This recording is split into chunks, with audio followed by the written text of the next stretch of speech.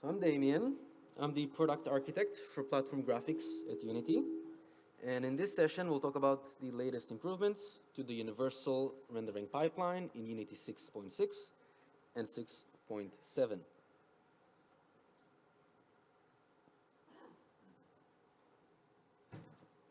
URP is the default render pipeline for Unity. It's highly optimized and works across all platforms, from PC to console, mobiles, and XR. And in coming Unity 6 versions, we're focusing on improving the fidelity of URP with a larger and more dynamic feature set. And every feature we add will be simple to use, fast to iterate, and work everywhere. The first area we're focusing on is lighting fidelity. Unity 6.7 will introduce the new surface cache global illumination, and being fully dynamic, it means that we do not need to place, bake, or tweak environment light probes. Changes in the environment will dynamically affect our lighting, like placing objects, destruction, user-generated content, and so on. We're also bringing over screen space reflections to URP, SSR, as well as an improved ambient occlusion, which we call ground truth AO. And the goal is that with a few simple clicks, you can improve the fidelity of your game while still shipping on all platforms. The first feature we're going to look at is screen space reflections, SSR. And we will look at the Rainy Nights demo from Sakura Rabbit. So as the name suggests, this is a fairly wet environment. There's lots of rain, which makes it a good candidate for reflections. We can already see, for example, if we look at the orange door, we see it's reflected. There's a subtle reflection of the water. The way it currently works is that we have a whole bunch of reflection probes placed through the environment. We're baking the reflections to a cube map.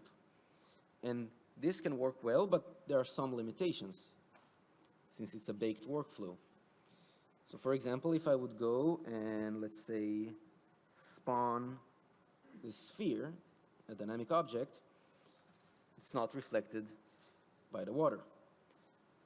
I could go to the reflection probe settings and I can change the type to real time.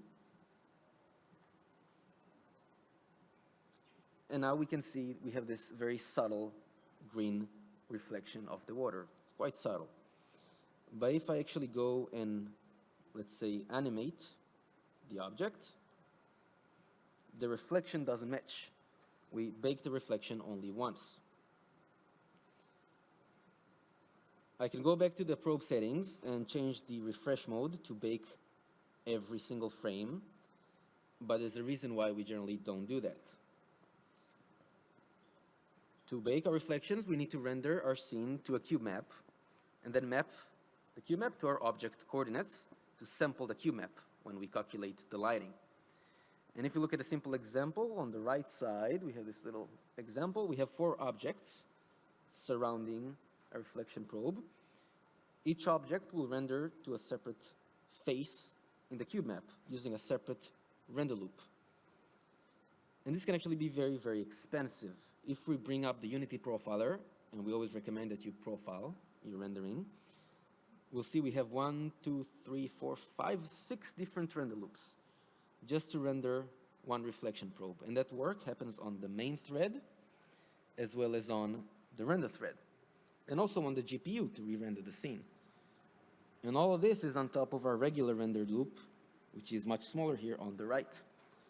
So it is very, very expensive, and we generally want to avoid it.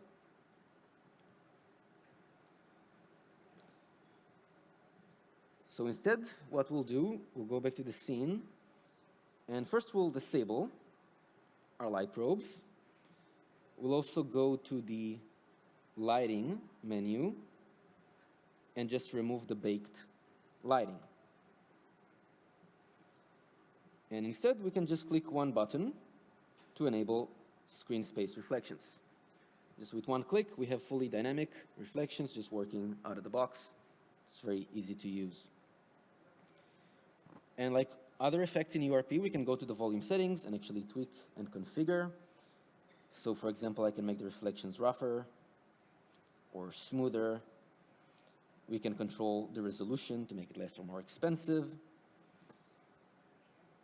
And also even control the upscaling filter. So there's a lot of control, but still very, very simple to configure.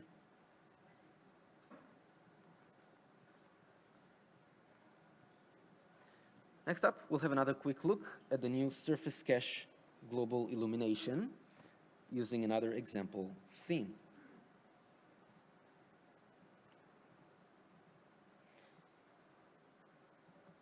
So here we have a fairly simple environment, just this basic exterior. We also have this little interior, this little cave inside. And we also have a directional sunlight. You can see it on the top left, a dynamic light. If we actually look outside, the scene is pretty well lit. There's a lot of lighting. But if I actually look inside the cave, only the surfaces that were directly hit by the sunlight are actually lit. Everything else is fully dark. Now in real life, light would indirectly bounce off the surfaces of the cave and we'll have much better lighting. Now to do this, we would usually go and place a whole bunch of light probes inside the cave and actually bake our indirect lighting. But this is not fully dynamic. Whenever we change the scene environment, we will need to rebake our probes. So instead, again, we'll just go to our settings and we'll just enable the new Surface Cache global illumination. And just with one click, we have indirect lighting bouncing through the cave. We have much better lighting. If I go and actually close the door to the cave, everything gets darker, less light is coming in, as we would expect. I can also go and place a little dynamic object, this little orb at the center, just a stretched sphere, and we're not actually enabling any lighting. You see there's a light component, but it's actually turned off. I can just go and remove it. Instead, we have a material that enables emission.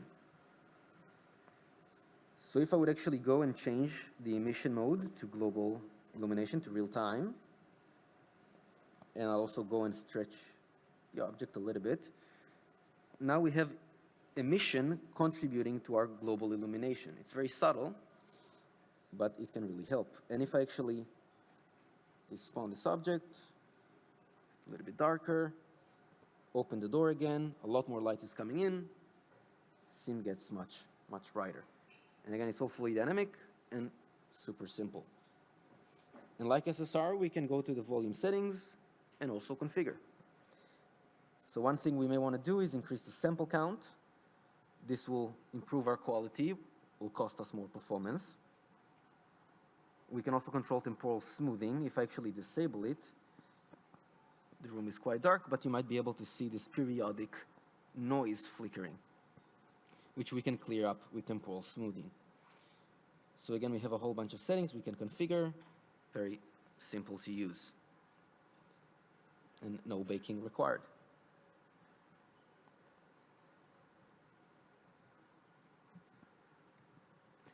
Next up, we'll talk a little bit about upscaling. Historically, URP had a very limited selection of upscalers, fairly limited upscaling quality. Now there's a lot of new upscalers on the market. Different upscalers are optimized for different platforms. And our goal is that you'll have the most optimal upscaler for your device. To do this, we introduced a new upscaling framework. And to briefly understand how this framework works, we can look at a simple example of the render pipeline, a simple configuration. Here we can just see a few render passes. First, we have a rasterization pass, rendering our objects to the camera color buffer. Then we have a tone mapping post-processing pass, which takes our color in HDR and remaps it to LDR, to 0 to 1 range. And then we have, after post-processing, an upscaling pass, which takes a low-resolution color, upscales it to the display resolution. And from this, we can present the image, or we can overlay UI, whatever we need.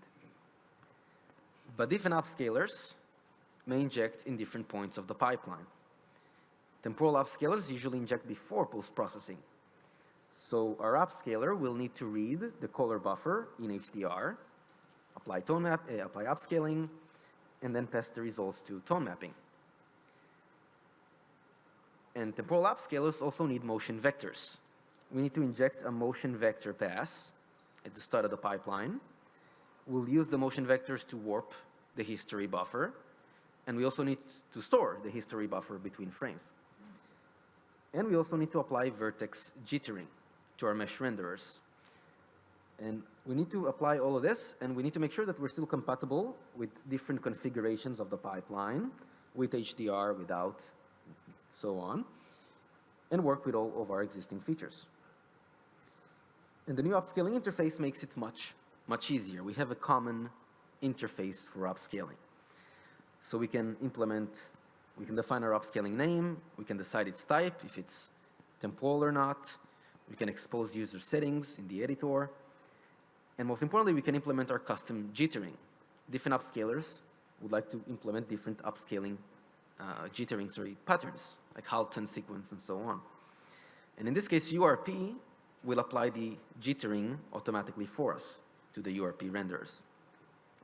And afterwards, we can just record our graphics commands with render graph to just upscale the image. We also have access to all of the rendering resources that we actually need to upscale. And these resources are managed by the pipeline for us. We get access to the pointers of the input and output color buffer, the rendering resolution, the color range, HDR or LDR, buffer orientation. Some platforms apply Y-flip or Z-flip. We also have access to the motion vectors, any other data we may need. Using this framework, URP will now support the latest and best upscalers on the market. Since, again, different upscalers are optimized for different platforms, you'll be able to query the available upscalers at runtime and set your preference. When running on NVIDIA GPUs, we recommend using NVIDIA DLSS 4, now supported on URP. On AMD GPUs, recommend using AMD's FSR. Currently support FSR 1 and 2, and will upgrade to newer versions in coming releases. On PS5 Pro, we recommend using the PlayStation Spectral Super Resolution, PSSR. And on top of these, we also have Unity's own STP, Spatial Temporal Post-Processing Upscaler. So you have a lot of options. What about mobile? Well, historically, mobile did not have good upscaling. And this is something that is rapidly changing. For example, Snapdragon is introducing a new neural super resolution technology coming later this year. We've been working with Snapdragon engineers to make sure our framework allows them to integrate seamlessly with the render pipeline. And this will allow Snapdragon to introduce an upscaling plugin for Unity that is using machine learning and is optimized for mobile GPUs. Talking a little bit about machine learning, upscaling is the most common use case we've seen for graphics so far, but also other interesting and practical things we can look at. And the first thing is neural texture compression, NTC. With NTC, we basically train a neural network to compress our textures into a latent feature matrix.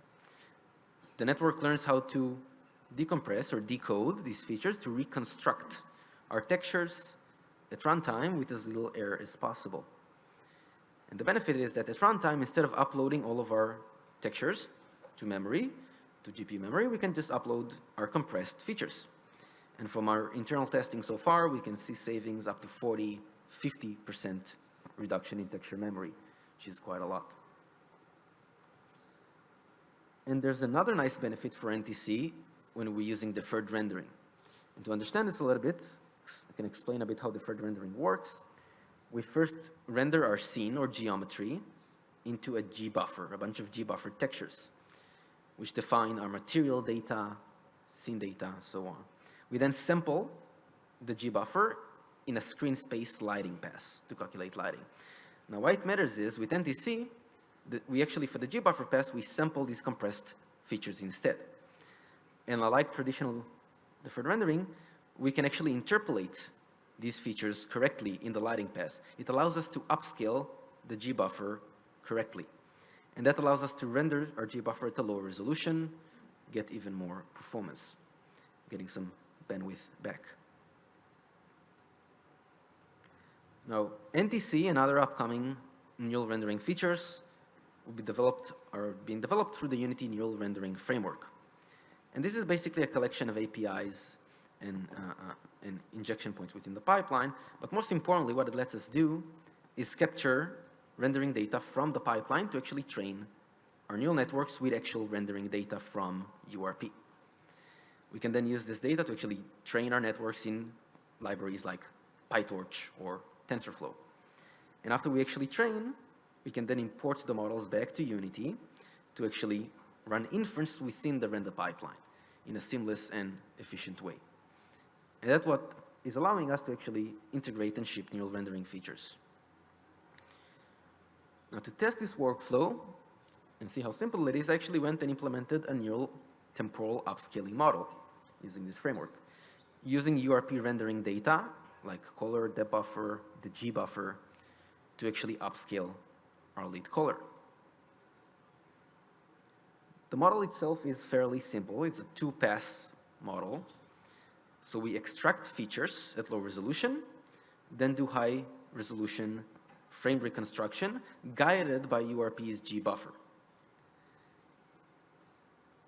In the first low resolution pass, we first read our low resolution inputs from URP, so color, depth buffer. We then run a very small unit to extract low resolution features and capture the relevant characteristics of our frame at different scales. We then have a high resolution pass, which it first upsamples our low resolution features to our screen resolution using jitter-aware upsampling. And then we add additional inputs like our G buffer and the motion warped history buffer. And then just run a high resolution convolutional layer to actually reconstruct the image. And lastly, we apply temporal accumulation like standard TAA. So we accumulate and we blend the reconstructed samples across multiple frames, also blending with our history buffer. And this way we are able to extract detail and also render smoother edges, apply anti-aliasing. But to actually train the model again, we need to get rendering data from the pipeline to train. And for this, we inject capture passes within URP to record our frame resources that we access through the render graph API, like color, depth, and motion vectors, and save them to disk alongside this JSON file, in this case, describing our rendering configuration, the frame data, and points us to our captured resources. Now, in this case, I actually implemented a simple camera rig, rendering my scene at high resolution on the left and low resolution on the right. Both cameras are synchronized. Once we have our training data, we can load it in frameworks like PyTorch to train the network. And I won't go into too much detail about it, kind of focusing more on the graphics side and Unity side of things, but eventually we can import the model back into Unity. And we can do it using the Centis or inference engine package. We can load our model, create a new inference engine worker, set our input tensor, which is basically just a fancy name for a matrix, and schedule the execution on the GPU. Then we can get the results back, copy it to a texture or whatever we need. Another thing we can do is embed neural networks directly inside our shaders in HLSL and ShaderLab. We can then dispatch our compute shaders within a scriptable render pass within the render pipeline. And one nice benefit, we can actually hand optimize our compute kernels to get more performance. Since I'm implementing an upscaling model, I use the upscaling interface, which we previously talked about. This gave me all the access to all the data I need as inputs to my inference. And once I implement this interface, the neural upscaler is then available in the URP upscaling list. When I enable it, URP runs inference to upscale the color buffer, before post-processing, making our image smoother with less aliasing.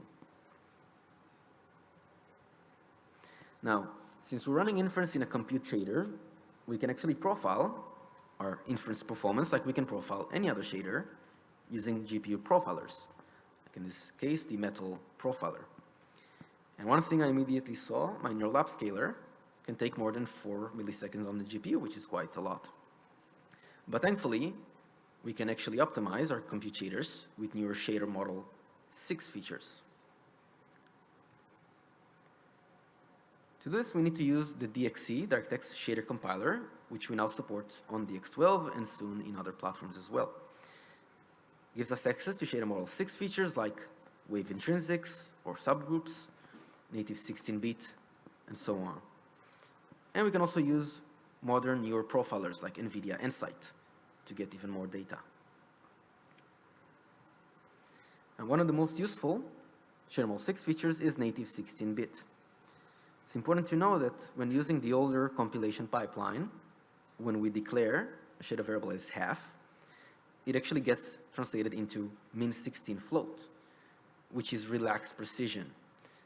The driver may or may not actually use half precision.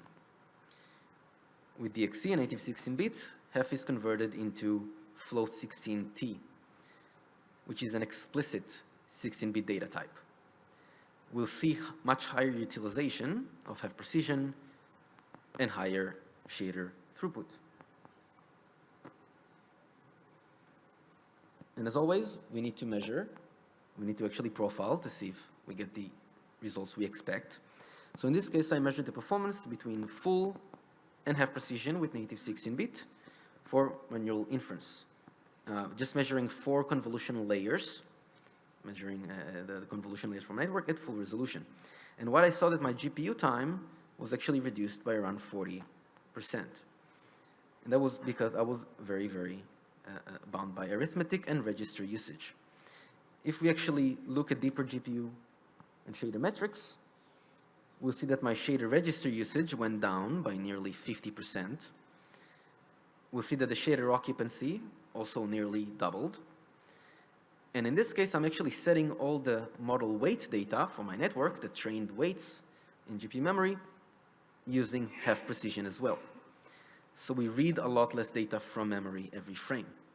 Memory bandwidth usage goes down considerably. And all this makes our shader and our inference run much, much faster, and also make other shaders essentially run faster when we use these features and optimize. To do this sort of profiling on Android was traditionally very difficult. One new tool we started using recently is Samsung's new SOCATOA profiler. It's basically a unified system and GPU profiler for Android applications targeting Vulkan. We can measure the CPU time of our graphics commands, and we can measure the GPU time of our render passes. See how long rendering actually takes on the GPU. Allows us to identify our bottlenecks and actually optimize where it actually matters. Another nice thing is we have a live shader inspector and editor. We can inspect our Vulkan shader source and make edits live on device. So we can very easily tweak and validate our optimizations.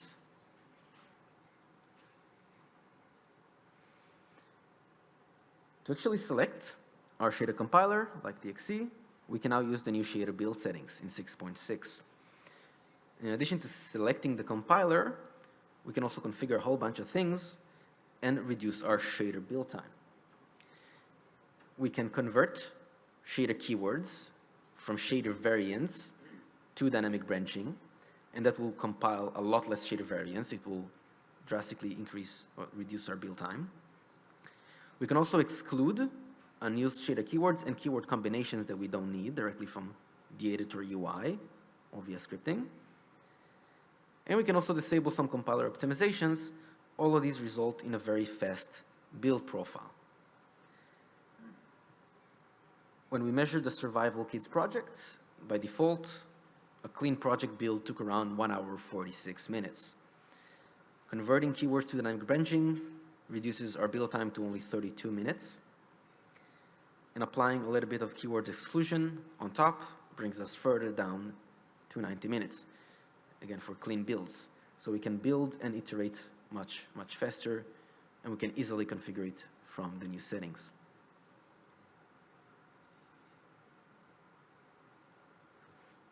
Now, another common bottleneck for shaders is runtime compilation. At runtime, the drivers will compile the hardware shader binaries when we create a pipeline state object, when we render a new material for the first time, or enter a new part of the scene. To create a PSO, we need to specify our shader source and a whole bunch of graphic states, which can often change at runtime. And creating a PSO can take a significant amount of time on the CPU. In the profiler, you will see these very large spikes. These cause rendering stutters or hitches.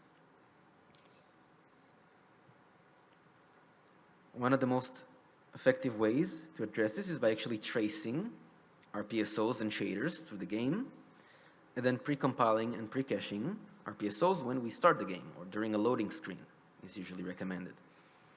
And we can do it using the new graphic state collection API.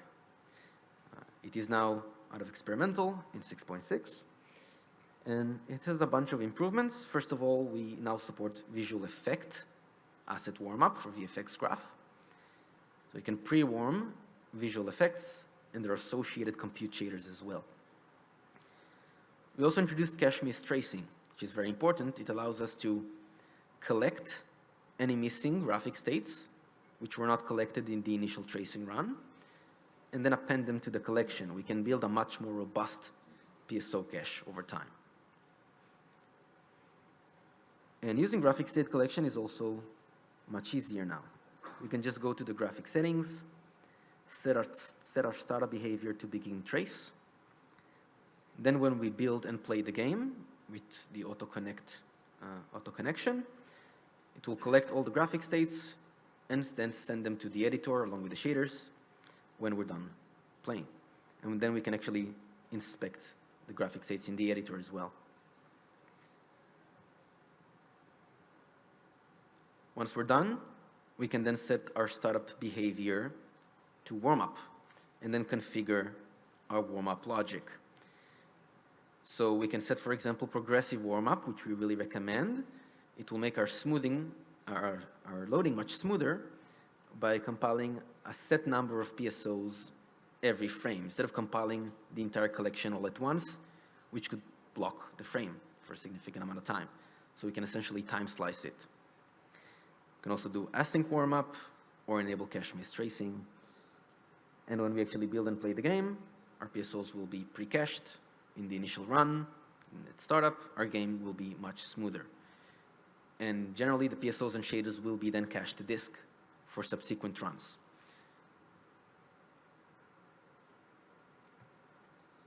That's it. We have much more also coming, which we'll share very, very soon. So you should check the Unity discussions forum, the graphics sessions. There are really great improvements coming for our graphics backend, really exciting stuff. So we'll share it very, very soon. And that's it. Next up, we have some Q&A questions. If anybody has questions, I'll be happy to answer. Thank you.